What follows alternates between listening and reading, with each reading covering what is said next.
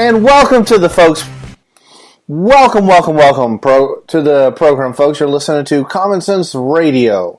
And you can find us on lanterns.buzz. You can also find us on our new affiliate, IPMNation.com.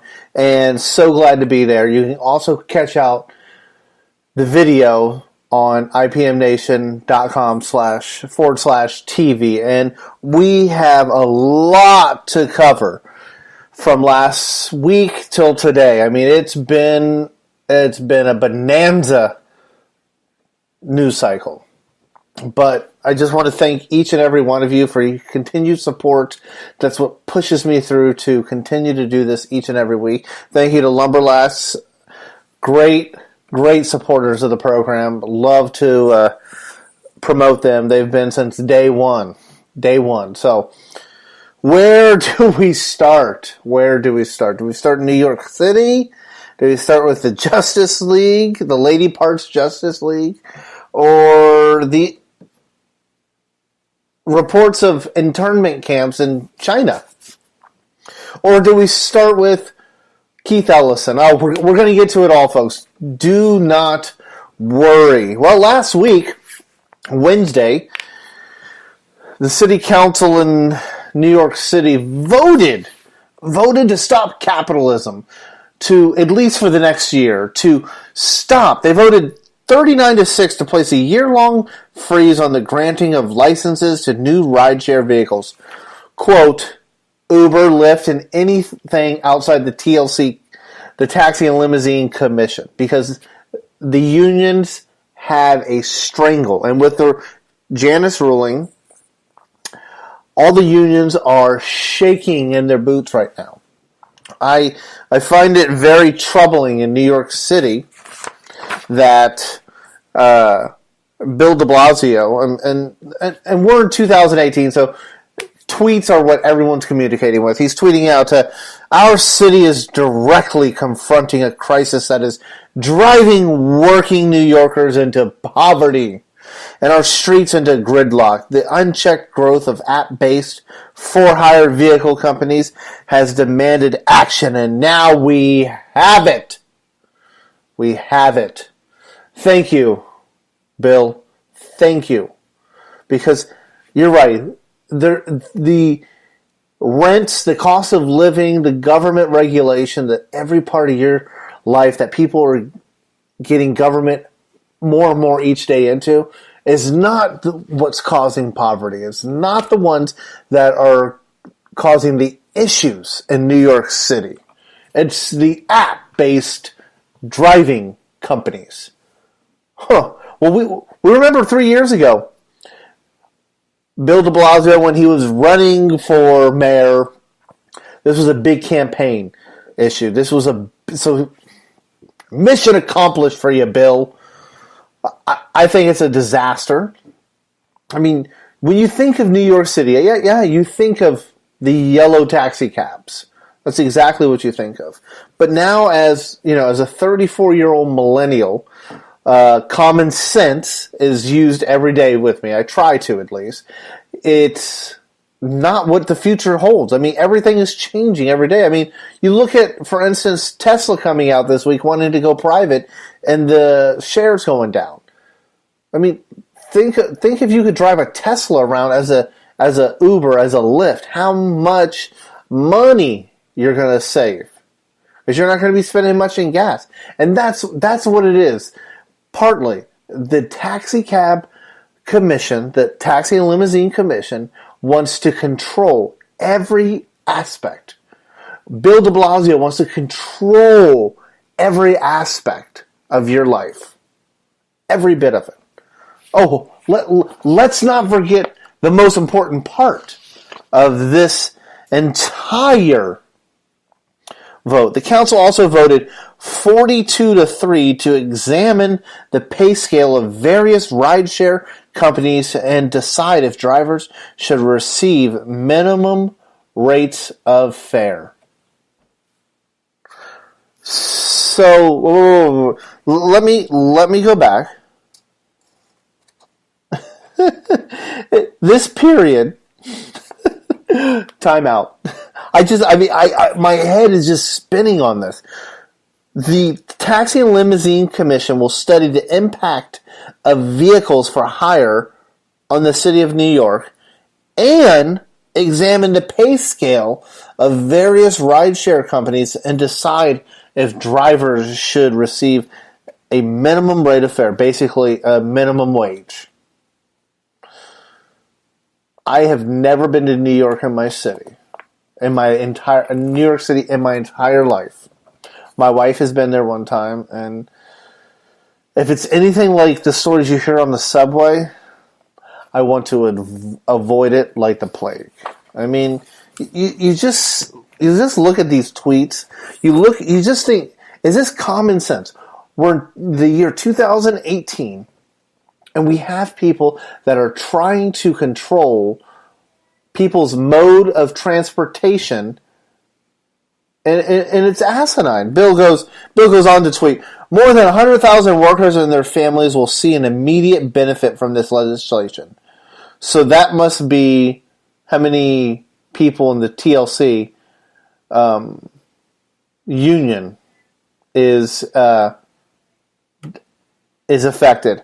And this action will stop the influx of cars contributing to the congestion grinding our streets to a halt. No.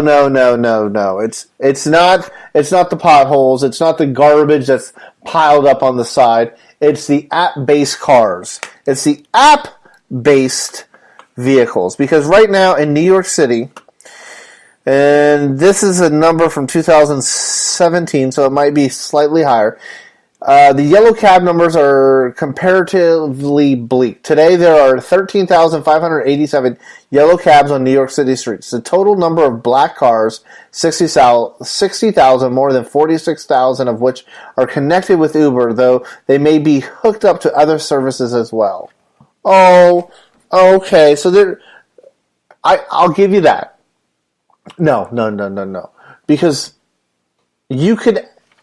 How many people are visiting New York City every day? You don't know. You can never tell how if 60,000 in a city of 8 million people, 8.6, 8.3, whatever it is, and you're saying 60,000 cars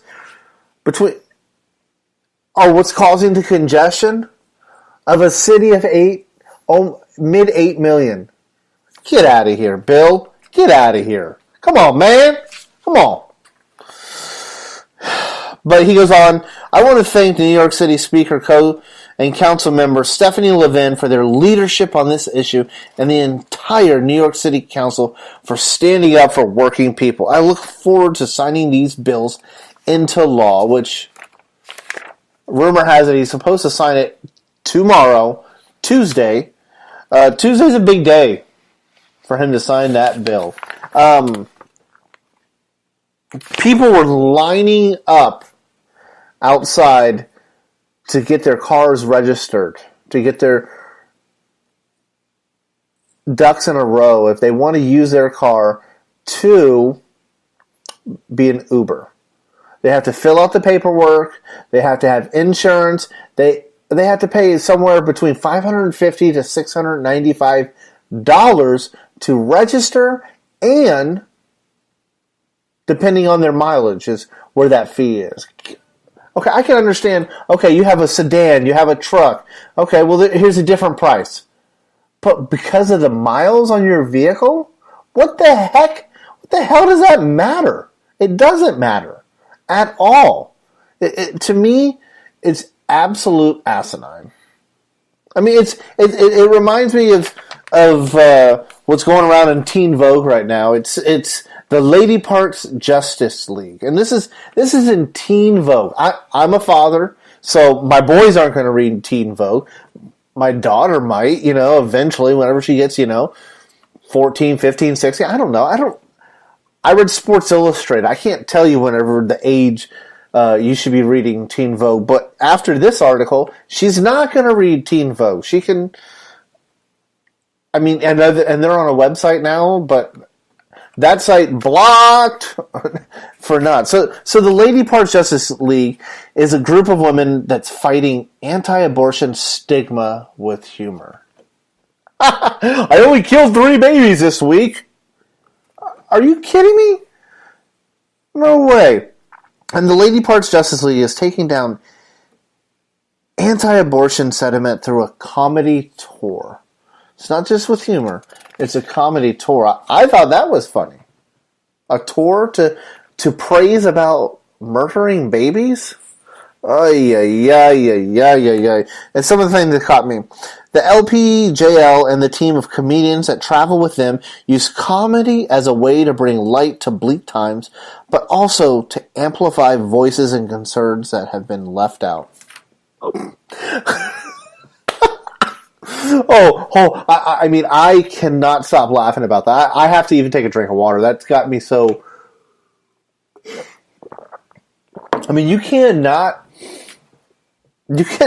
use those words in a sentence when you're talking about anti-abortion people. Concerns that have been left out. What about the concerns of the baby? You tell me. But I'll go on because I know how interested you are. What they want to do is they want to promote that it's okay to have an abortion. It's okay to murder a baby. And they want people to continue to say, I support pro-choice, yet I'm not ready to have an abortion. Isn't that kind of irony right there? I mean, you support it, but you want...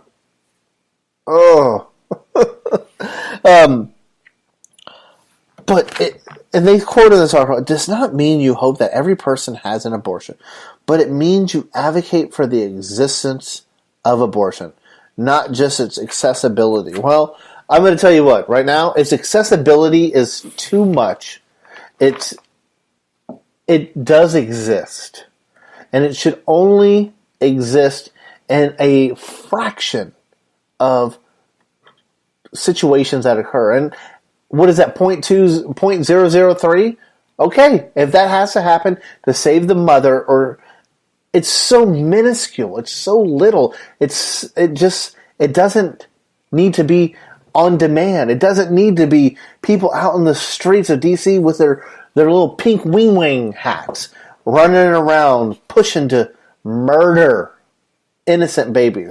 And I find it just hypocritical that pardon me, that they go on this. They quote it as a comedy because there's nothing about that. I mean, they stick the blender. I mean, the force. I mean, it's there. What can you laugh about that stuff? And the defenseless. The babies are defenseless. I look at my children every single day, and thank God that I have them. Okay? Every pregnancy my wife had was a struggle. You know, she had 3 C-sections. I was on deployment and missed the birth of my first child. So to me, life is so incredibly important. To me, it's common sense. What else? They even have there's the anti-abortion manifesto. How can we monetize our hate? That's on their website. They want to monetize their hate towards people like us. To people that support you don't have any dignity if you don't have life.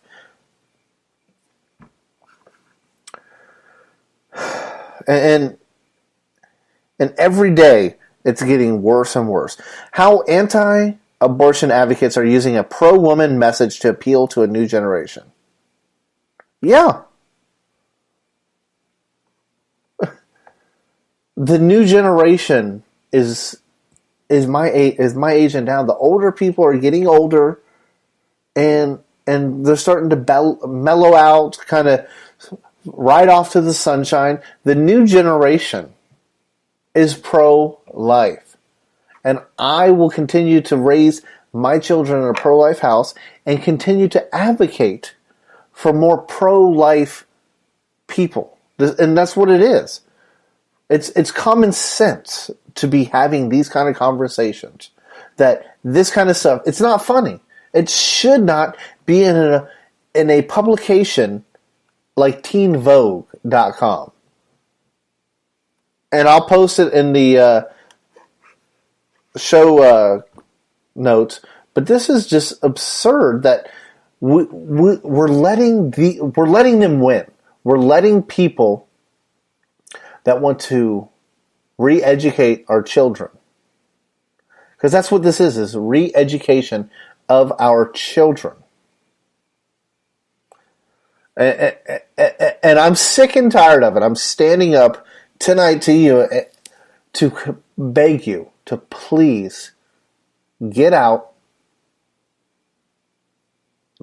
and communicate with your children, communicate with any of your friends to stop this kind of an asinine kind of stuff. Well, we're going to go ahead and take a break, and on the other side of this break, we've got a lot more to cover. And I have a note to bring up to you guys. Anyways, you're listening to Common Sense Radio.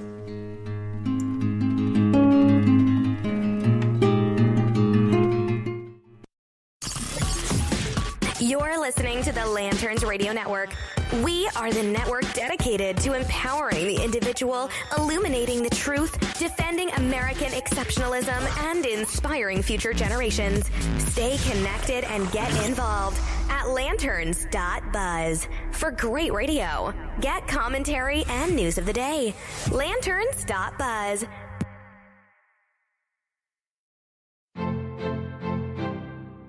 In every rising of the sun, my purpose was to be thankful to be alive. I was even more thankful for the blessings that came with this life, specifically Virdis, my wife. But that came to an end when Akhlavain and her minions violently took her away from me. So my new purpose in this life is to gather all the pieces of the Stone's Heart so I can defeat Akhlavain and get back my bride. Join me as I travel to new worlds, making new friends and avoiding old enemies. Read more about my story in the first 2 books of the Stone's Heart series, which are now available on Amazon.com in Kindle format.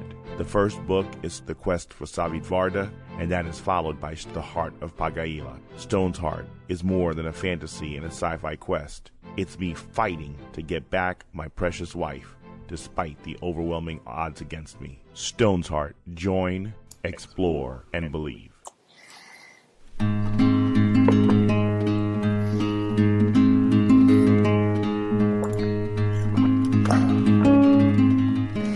And welcome back, folks, to the program. I just wanted to remind you to follow me on my social media. I'm all over the place. On Twitter, at Oregon Redskin. I have not been banned yet. And, I made that plea last week to Jack, and we'll get into it after I finish the rest of my social media. Facebook.com/Common Sense Radio, IPMNation.com/CSR. I have a Patreon page. I'm just trying to bring this to you maybe even more times in a week. But do me a favor. If you become a Patreon.com/Common Sense Radio, I'll send you one of these coasters, Common Sense Radio.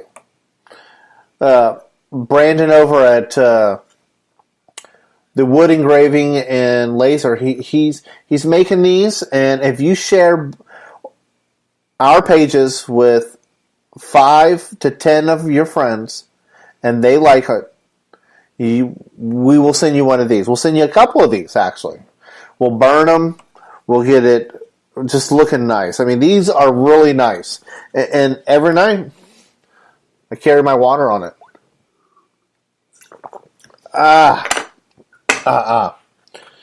So do that. Follow me on the social media, on the interwebs. And speaking of Twitter, I just, I made that plea last week to Jack, and it was good for him to keep Alex Jones. More voices, not less. But a disturbing thing happened this week with Gavin McInnes, who is on CRTV. He has a show, Get Off of My Lawn. He's a comedian. He's all for freedom of speech. He was on Beck today saying, more voices, not less.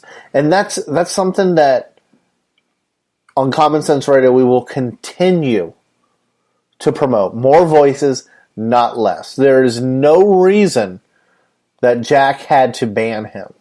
He wasn't causing any violence. That was their cause, is that he was promoting a sort of their policies. But he's a comedian. Come on. If you're going to keep people on that, the likes of Louis Farrakhan, that have called for people to hurt each other, you can go all over Twitter and see disgusting stuff, from child pornography to pornography in general. I mean, if there's a way, there's a will, and it's sad. I mean, it's almost like in China, where China's on the Blaze.com is reporting that China defends a crackdown on Muslims amid reports of internment camps. Woo! On Friday, Vice Chair of the UN Committee on the Elimination of Racial Discrimination. The Elimination of Racial Discrimination is a committee on the UN. Their goals are keep everybody happy except for the white people. They don't care. That's a joke. Don't ban me now.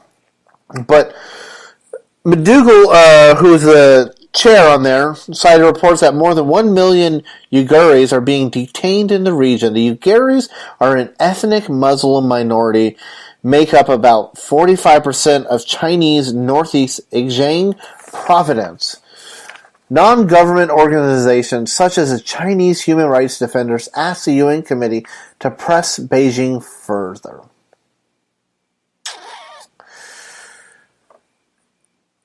And what's very troubling on this is they're forcing these people to undergo ideological re-education. Chinese officials addressed the allegations on Monday, with one delegate telling the UN panel in Geneva that the, quote, re-education centers, end quote, were for criminals involved only in minor offenses. Well, China, what's a minor offense in China? Because they're set to start their social credit score. I think it's 2020, 2022. They have massive surveillance going on over there. Yet you're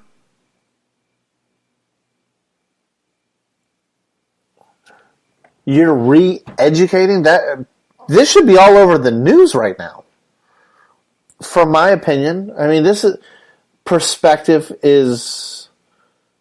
I mean, we're talking re-education camps. We're talking Nazi Germany re-education. But what can I say? We have the president for life, President Xi, President Z, X, Ying, whatever his name is. I honestly can't roll my R's very well. Can't roll my X's very well.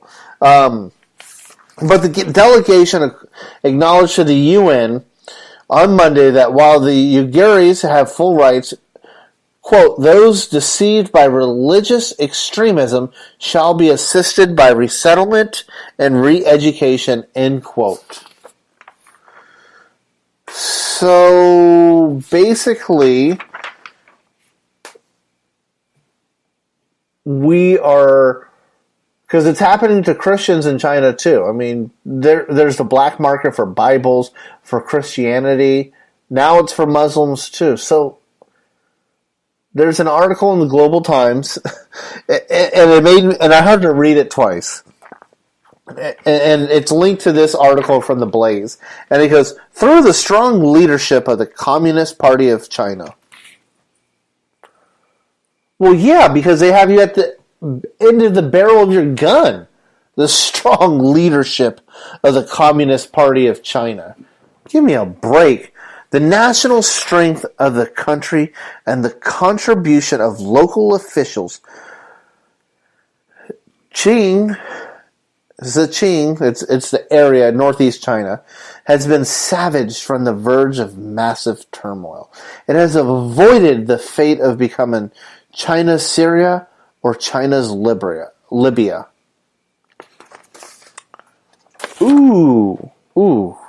So they're watching what's going on overseas. They're seeing exactly what's going on, and they don't want the terrorist, as they have called them. But not all Muslims are terrorists. Islamists are what we should be worried about. I mean, I've had Riaz Patel on the program. He's a Muslim. He's a gay Pakistani with kids. Do you think you think in China, or you think with some of the Muslim nations in Libya or Syria, they would be okay with him? No.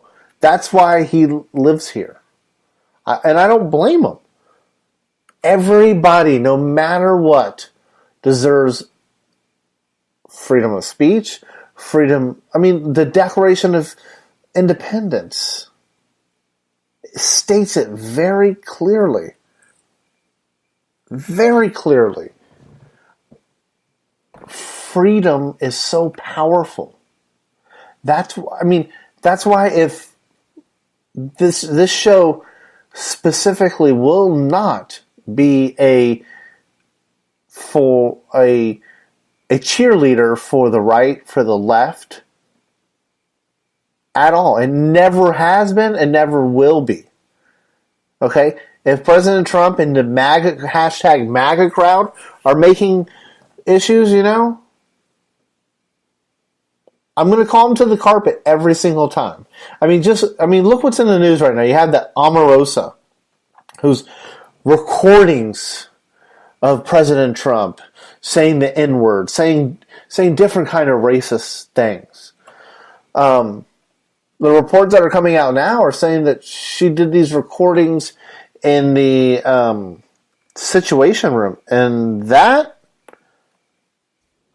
is against the law because that's classified material. I mean, they fired her. I think they fired her nicely, as President Trump would say, bigly, nicely. Frank Luntz had tweeted out on August 10th, I'm in Omarosa's book on page 149. She claims to have heard from someone who heard from me that I heard Trump use the N-word. Not only is this a flat-out false, quote, I've never heard such a thing, end quote, but Omarosa didn't even make an effort to call or email me to verify. Very shoddy work. And then, of all people who should hate President Trump, Michael Cohen, to the many dozens of journalists who called me questioning Omarosa, claiming her new book that POTUS, real Donald Trump, took a note from me, put it in his mouth, and ate it. I saw no such thing, and I'm shocked anyone would take this seriously. But this is tweet of the week for me. I just have to say. Wacky Omarosa already has a fully signed non-disclosure agreement. The president was on some tweeting today. I mean, somebody take the BlackBerry from him. Sometimes I say he's got to settle it down, but today's one of those days where let him have it. It's just too funny. I mean, literally, we could do a show each week. If I was doing, I could just go off his tweets from the time I get off the air till the time I start the following week. Oh man, It seems like, to me we live in a time in history where people have never been so free with the internet. And to go on, and especially the social media networks are huge because everyone's a publisher. Everyone can reach out to people I stay connected with people that I grew up with, to people that I went to high school with, to people that I met through the military. I mean, that's my favorite part of people that I grew up with and went through the military. I mean, how would I stay connected with someone that lived down the street, went to the bus stop as me, that I saw every day for 12 years, for 9 months out of the year that I talked to? I mean, seriously. Or people that I was in class with, or people that I was on deployment with. I mean, those are serious advantages in life. That's why I try not to go and badmouth these social medias, because to me it's a free service. It's also something that I love to stay connected with. But I will call out hypocrisy. I mean, because a lot of hypocrisy is what's happening with these like Twitter. I mean, come on, Jack. And of course I tweeted out to him, like everyone else, about Gavin McInnes, just like I did with Alex Jones. But there's two completely different. Alex Jones is just absolutely atrocious, and Gavin McInnes is. I mean, that you would have to take a nosedive the rest of your career to get as bad as Alex Jones. I'm just not a fan of his, and I would debate him in a New York Minute, and I can promise you I would bring up that the frogs are gay. Oh man, oh man, oh man. Well, let's do this. Let's take a break, and on the other side of it, we're going to go talk Congress 2. What do you think, folks? You're listening to Common Sense Radio. Check out Lumberlax.com. Lumberlax is a lacrosse company started by an 11-year-old Kai Talley in Beaverton, Oregon.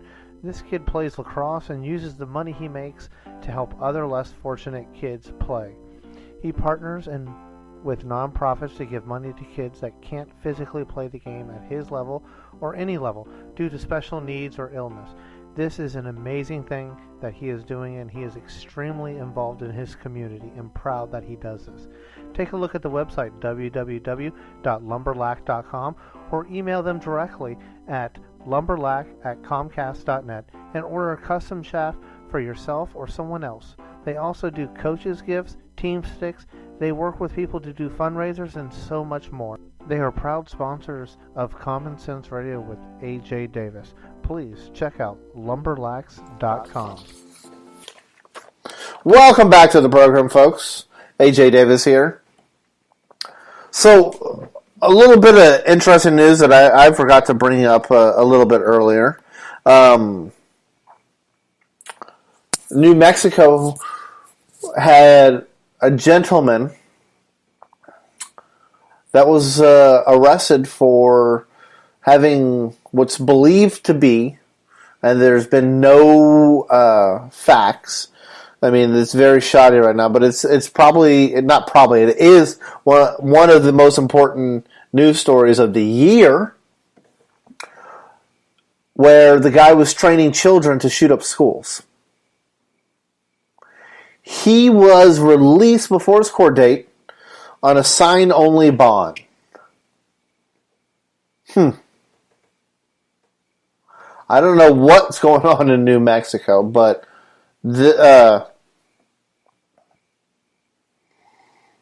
it's scary. Whenever you have, I mean, the kids and the women that were there were living in filth, squalor, and they're training children to go shoot schools. That sounds like terrorists right there. Terrorism charge. And we're letting a guy out. I don't know the specifics, and that's what was broke today, on Monday. But I'm going to be following this story very close, a lot more than I did over the last week, and find out so I can report back to you, even if it's earlier in the week, about what's going on, because this is troubling that something like this is in the United States. I mean, my kids go to a public school. I work at a public school. I mean, a lot of people have their kids in schools. I mean, what school? Private school, public school, charter school? Any school. No one deserves this kind of stuff. I mean, you look at the Broward County back in Stoneman Douglas. Is that what it is? Is that the name of the school? Marjorie Stoneman Douglas School. Yeah, I mean, Kyle Cashew roasted Scott Israel, Sheriff Israel, whenever he's sending out a back-to-school checklist for kids. I can just see what it is. Breaker 10-4. This is an officer. I'm reporting to the school for a call, but should I go in or not? Tip number 1: don't go into the school if there's a firefight. That would be the tip from him. Tip number 2: go on CNN and lie to the American public to lift up animosities throughout the U.S. And step 3: get the police union to vote a no confidence in the job you're performing. 4: start a program that had many warning signs and people that have, especially a certain student that reached out for help and do nothing about it. Okay, that's enough of the comedy tonight. I know we did the Justice League, we did that. But now to some serious business. #Congress 2. And I'm leading with the GOP right now because I want to make sure that I refuse to be biased. I refuse, because the Republicans don't care about you.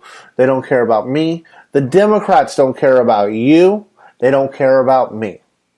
They care about power. They care about getting votes. And if you don't believe that, I'm sorry. You're tune out now, because there's nothing I can do to help you, because it's just I don't know what to say to you. And I got to start bringing some good stories, good stories. I mean, I got to find some good stories to share with you guys.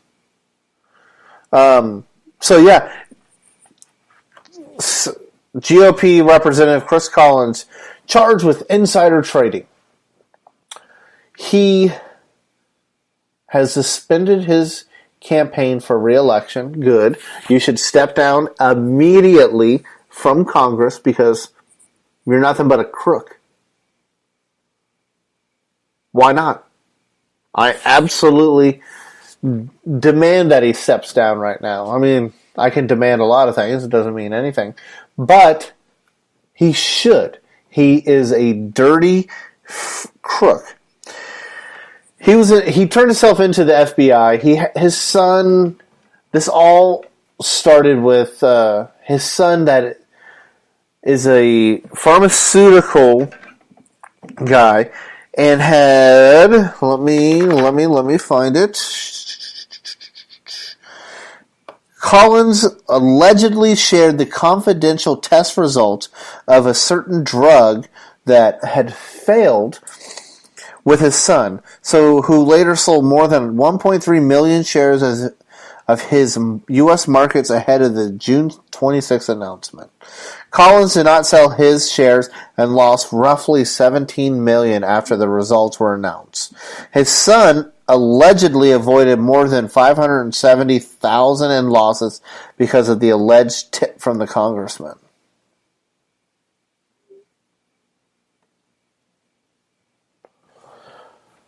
I mean, is there a time where you want asset forfeiture? You just want to use it for just for a day, for one person? Sometimes I just want to, but no, I can't support anything like that. I'm glad they lost money. I wish they would have lost every bit of their money for cheating the system, for being crooks. I mean, that's what a lot of these people get into office. I mean, you look at Ocasio-Cortez. She has zero knowledge. She's going to get in there. She'll go in there dirt poor and come out a multi-millionaire. Guarantee you. I mean, what representative? I'd like to know. You know what? I don't usually do this, but I'm Googling, and I want to see what did Chris Collins do. He does live in New York. So, but how did he have $17 million in stocks? He's an American politician. He does.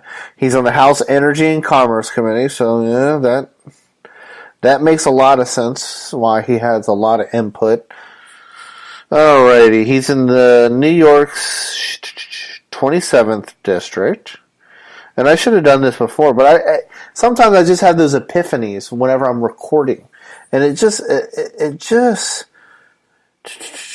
he's a private sector businessman, successful small businessman with 36. Okay, I can see that, but he has a lot of in the pharmaceuticals, so that. No wonder. Okay, a lot of this it's just starting to crank in right now. So then we go to the news that broke over the weekend, and it should hopefully affect the outcome tomorrow. What I'm talking about is Representative Keith Ellison.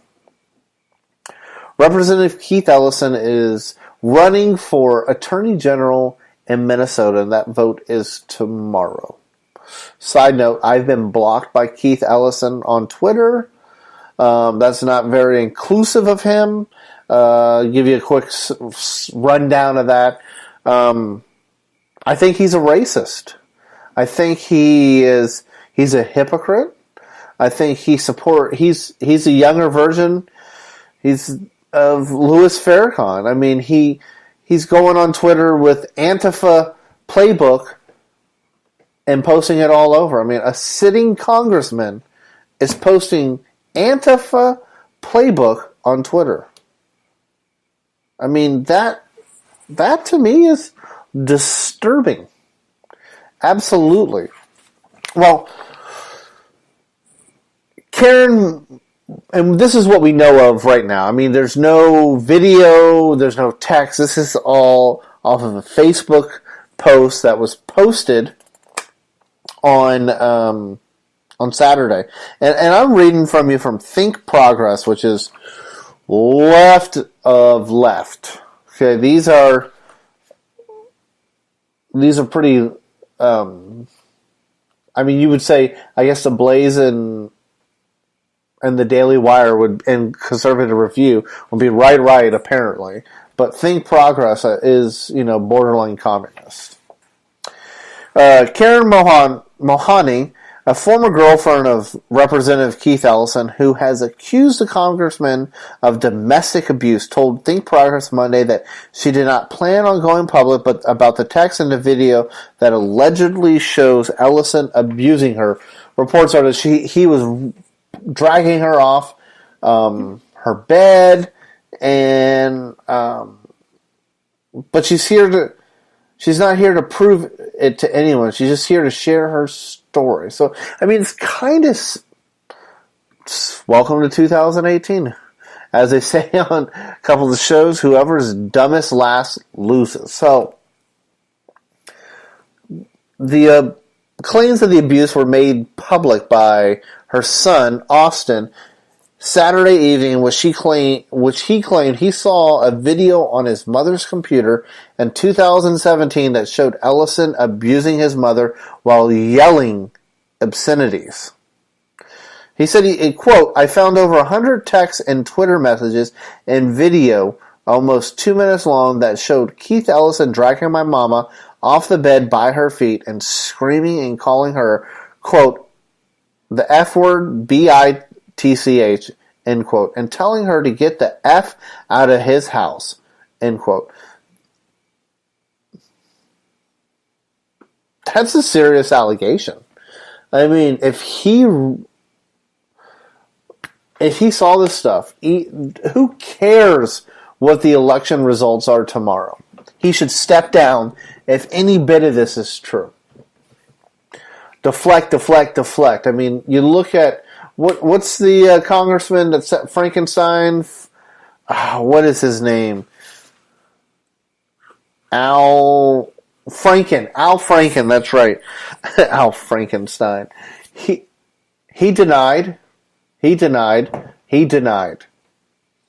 I don't remember this. I don't remember the situation. And I even heard reports lately that he thinking of coming back or running for office. So what's interesting to me, Keith Ellison, the number 3, or no, it's either number 2 in the DNC. It doesn't matter. He's in the leadership position of the DNC, and he's being accused of basically a hashtag Me Too situation. So, hashtag Congress too, hashtag GOP crooks. I mean, I could go on and on about this stuff, but what do you think a solution is? I mean, we're living in a mob mentality of the world. I mean, just think over the last 2-3 years. We went from pulling down statues. We went to any type of allegation. We're throwing people out, to banning people on Twitter. First, they came for Alex Jones, and I didn't speak. Second, then they came for Gavin McInnes, and I stood up. Well, I stood up for Alex Jones as well, even if I disagree with him. The mob mentality, it's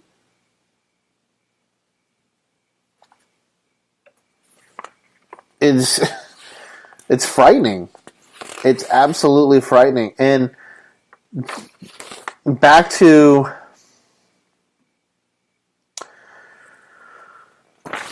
Think Progress has these Twitter accounts, screenshots. It's not looking good. And maybe she's, who knows? I mean, but I'm gonna play devil's advocate right now. Maybe she did all these tweets trying to set him up. I mean, I just don't know. But there was a quote I saw somewhere that says, because he was accused of this in 2012, and he called his Republican opponent Chris Fields a, quote, low-life scumbag, end quote, and a, quote, gutter dweller, end quote, during a local radio debate after Fields accused Ellison of paying a firm hundreds of thousands of dollars to find information about Fields' divorce. Ellison denied it and reported by saying Fields was, quote, stupid for bringing it up.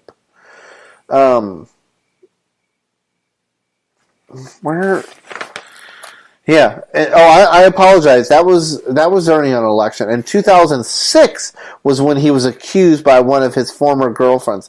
Amy Alexander wrote a piece in the Wright County Republican in which she claimed, quote, he could explode in a tirade at any moment. He was a little dictator, end quote. And he grabbed me and pushed me out of the way. I was terrified. I called the police. Alexander wrote, Keith began a smear campaign against me that very day. I feared for my life and for the safety of my daughter. Have you ever seen Keith Ellison go off? I mean,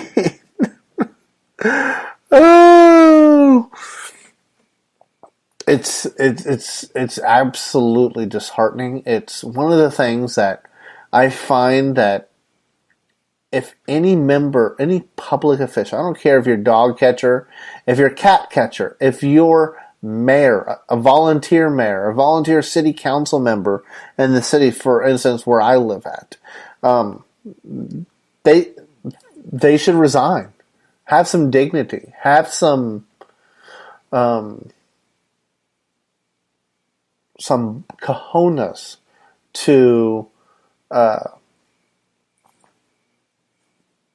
to do the right thing. To do the right thing.